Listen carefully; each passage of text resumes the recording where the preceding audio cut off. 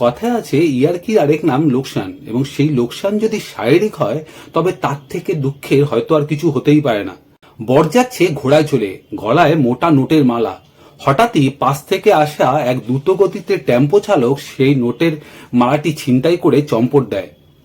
এতক্ষণ পর্যন্ত ঘটনাটি একটি ছিনতাইয়ের ঘটনা মনে হলো, এরপর বড়বাবাজি যে কাণ্ডটি ঘটায় তা কোনো সিনেমার প্লটকেও হার মানাবে। সম্প্রতি এরকমই একটি ভিডিও সোশ্যাল মিডিয়ায় ভাইরাল হচ্ছে। ঘটনাটি উত্তরপ্রদেশের মিরাট শহরে। বড়বাবাজিও ছেড়ে দেওয়ার পাত্র নয়। সে হঠাৎই ঘোড়া থেকে নেমে পাশ থেকে যাওয়া এক দ্রুতগতির বাইকে চেপে টেম্পোটিকে ফলো করতে থাকে।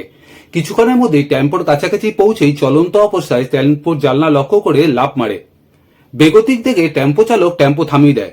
ততক্ষণ পর্যন্ত বরযাত্রীরাও ঘটনাস্থলে পৌঁছে গিয়েছে। এরপর শুরু হয় গণধোলানি। ইয়ার্কির আরেক নাম যে লোকসান, সে সম্ভবত ততক্ষণে তা বুঝে গিয়েছে।